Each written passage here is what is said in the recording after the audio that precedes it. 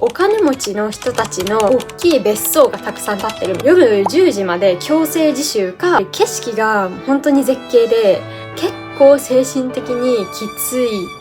皆さんこんにちは、シオンです。フィリピン留学って聞くとセブ島を思い浮かべる人多いと思うんですけど、皆さんはバギオって聞いたことありますか？バギオっていうのはフィリピンの一番メインの大きい島にあって、ここのマニラから車で 5,6 時間行ったところにあるちょっと上の方のエリアになります。で、私はそこのバギオっていう地域に3ヶ月間語学留学をしてました。今日はまずなんで私がセブじゃなくてバギオを選んだのか、そして実際住んでみてバギオってどういう環境だったのか、であとはバギオの語学学校で過ごしてみて感じたメリットとデメリットについて話していこうと思います。まず私フィリピン留学決めたのは、最初にカナダにワーホリ行きたかったんですね。けど全然英語喋れないし、いきなりカナダ行って現地で仕事探して働いてっていう未来が全然想像できなくて、その前に英語力高めなきゃなって思って、で見つけたのがフィリピンで短期留学結構してる人がいるっていう情報で、まずフィリピンに語学留学短期で行くことに決めました。一番メジャーなフィリピンの留学先っていうとセブだと思うんですけど、なんで私がバギオにしたかっていうと、まずバギオって山の上にあるんですね。なのでフィリピンってすごい暑いイメージあると思うんですけど、どうやら涼しいらしい。そして治安がいいらしい。あとはセブとかに比べてスパルタ校が多くて、閑静で勉強に集中しやすい環境っていう情報を見つけて、私はもうとにかくカナダ行く前にフィリピンで短期で集中して英語勉強して力をつけたいなって思ってたので、しかも自分の性格的にすぐに怠けちゃうっていうタイプだったので、とにかく環境から自分を追い込もうって決めてバギオに行くことに決めました。で、いろいろ涼しいらしいとか治安いいらしいとかスパルタらしいとか聞いてたけど、実際行ってみてどうだったのっていう話なんですけど、まず治安いいって聞いてて本当に治安良かったです。フィリピンって正直いろいろニュースで聞く感じだと犯罪多かったりとか、あんまり安全じゃないっていう印象が強いと思うんですよ。でもバギオは本当に私街の方に出ていくのも全然一人で行ったりとか、一人で散歩したりとかもしてたんですけど、身の危険を感じたことは一度もなかったですね。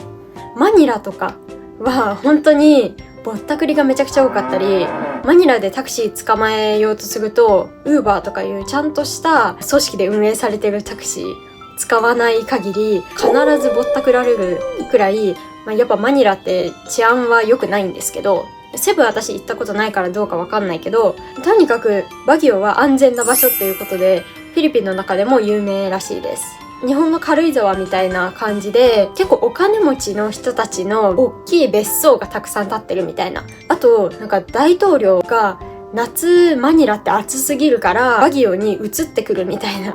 感じのことをするらしくて、でその大統領の別館みたいなのもバギオにドーンってあったりするので、結構警備体制がしっかりしてるっていうことが街の安全さにつながってるって現地の人が話してました。なんですごい安全だなっていう印象と、あとはやっぱ本当に涼しかったですね。本当に山の中にあるので、私がいたのは4月から6月で、その後も夏にバギオ遊びに行ったりとかしたこともあるんですけど、真夏でも東京と比べたら全然涼しいっていう感じでしたね。日中歩くときは半袖でちょうどよくて、夜とかだとそれだと肌寒いから上からジャケットとか羽織って外出するっていうことをしてたぐらい、雨とか降ると本当に涼しいっていう感じでした。なので結構夏とかそういう暑いシーズンでも快適に過ごせるかなと思います。じゃあここから実際の学校生活をちょっと振り返りながら、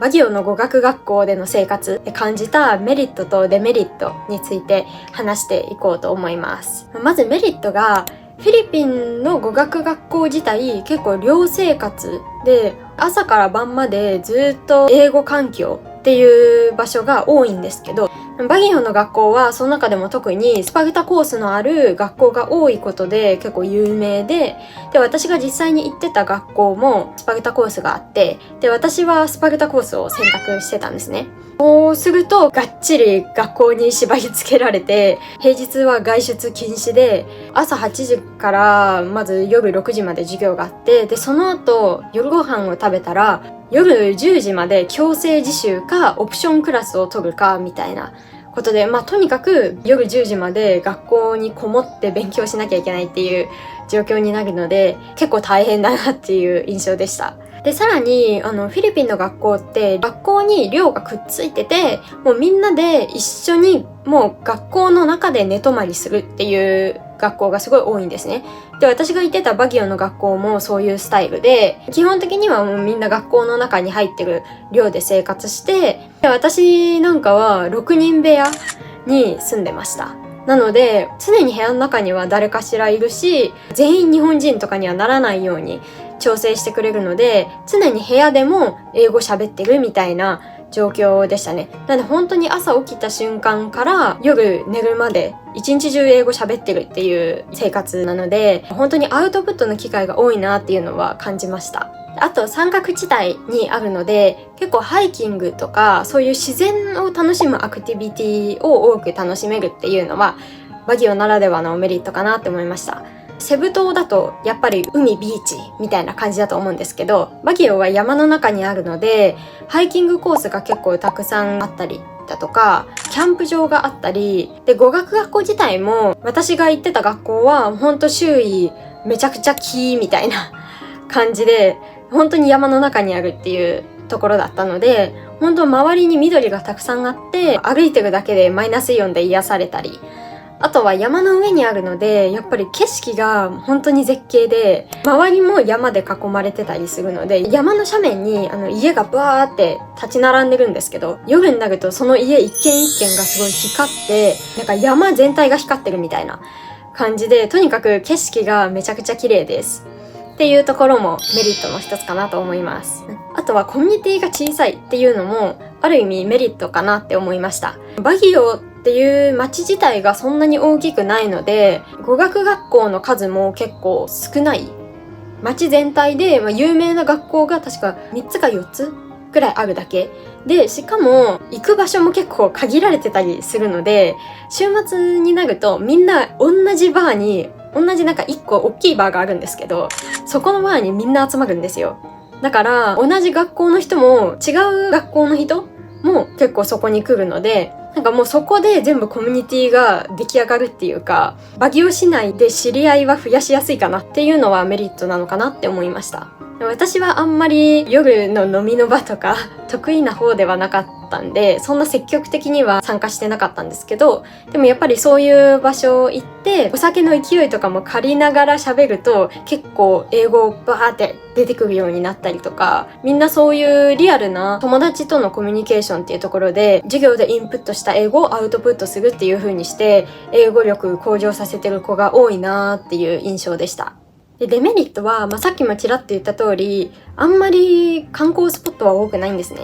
だから、ほんと短期、1、2ヶ月とかいるだけだったら楽しめるとは思うんですけど、3ヶ月以上いるってなると、だんだんあれ行くとこないな、みたいな状況には陥ってくる可能性は高いなと思いました。その分、本当に勉強には集中しやすい、余計な誘惑が少ない環境にはあるかなと思います。あとはやっぱり海からは遠いですね。やっぱりフィリピン行くってなるとビーチとか海とかそういうアクティビティ楽しみたいっていうそういう人も多いかなと思うんですけど、地理的に見ても結構内陸の方にあるのでちょっと遠いですね。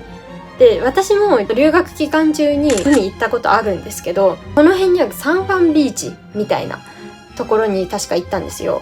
それで車で4時間とかかかったような気がしますね。一応泊まりじゃなくて日帰りで行って帰ってこれる距離ではあるんですけど、体力的には結構消耗するなって感じました。ただ行けなくはないです、海の方。あとはやっぱりマニラからすごい時間がかかるっていうことですね。なんか今はバギオに空港ができたみたいなんですけど、それは国内線らしくて、だから東京からバギオに直行する便っていうのはないらしいんですよ。で、私がいた時は2年前になるんですけど、まだバギオに空港もできてなくって、まず東京からマニラに飛行機で行って、マニラからバギオまでシャトルバスに乗って移動するみたいな。か、最初は語学学校が、車出してくれるケースもあるので、そういう場合は語学学校の車がお迎えに来てくれてっていう感じにはなるんですけど、とにかくマニラの空港からバギオまで車で移動しなきゃいけないんですね。で、それに5、6時間かかります。だいたい6時間かな。結構その移動は大変だなって思いました。例えばフィリピンいる間にどっか別のところ旅行行きたいってなると、一回マニラに出てとかいうことになると思うんですけど、そういう時にいちいちそういうシャトルバス乗って移動しなきゃいけないっていうのは結構大変かなとは思います。で、あとはやっぱりレジャーが少なくて、で特にスパルタコースを取ってた場合は外出禁止なので、平日はとにかく夜10時まで学校にこもって勉強しなきゃいけないっていう状況になるので、結構精神的にきついかなと思います。私は最初の2ヶ月間はスパルタコースにしてたんですけど、やっぱりもう途中からきつくなっちゃって、3ヶ月目はスパルタコースやめてレギュラーコースに切り替えましたっていうぐらい、毎日ほんと8時から10時まで勉強漬けなので、やっぱりそれは結構精神的には来るかなって思います。周りの子を見ててもギリ頑張れて3ヶ月が限界かなっていう感じでしたね、スパルタコースは。逃げ場が少ないっていう意味ではちょっと精神的にきつくなっちゃうことはあるかなって思いますけど、私がいた学校の場合はですけど、そういう感じで途中でレギュラーコースに変更したりとか、なんかそういう手続きは結構柔軟にやってくれたので、自分の心の健康が第一なんで、しんどくなったらそういうレギュラーコースに切り替えとか、逆にレギュラーコース行ってもうちょっとガチで勉強したいなってなったらスパルタコースに切り替えるとか、そういうことも結構私のいた学校では柔軟に対応してもらいました。じゃあ最後、今まで話したことを踏まえて、結局どんな人にバギオって向いてるのっていうことを話したいと思います。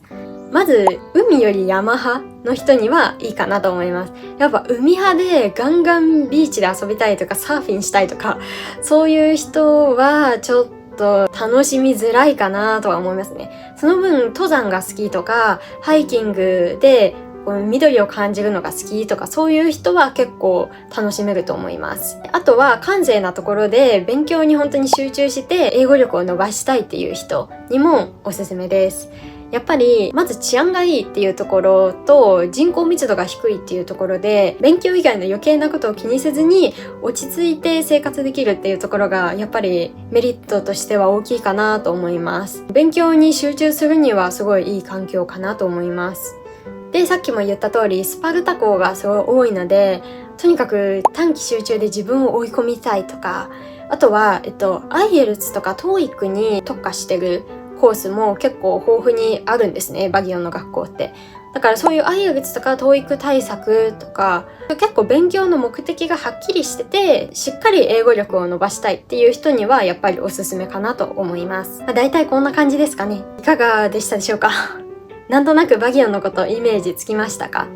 いろいろ話したけど、結論私はバギオ行ってよかったなーって思います。コミュニティも割と小さくて、みんなお互いの顔結構知ってるっていう環境が落ち着いて生活できたかなって感じます。他にも語学学校の1日のスケジュール、具体的にどんな感じだったのか知りたいとか、授業では具体的にどういう内容をやってたのとか、そういう話も皆さん気になるようだったらまた続編として出そうかなとも思うので、こういうこと気になるよとかいうことがあったらコメントで教えてくれればなと思います。最後まで見てくれてありがとうございました。また次回の動画でお会いしましょう。じゃあねー。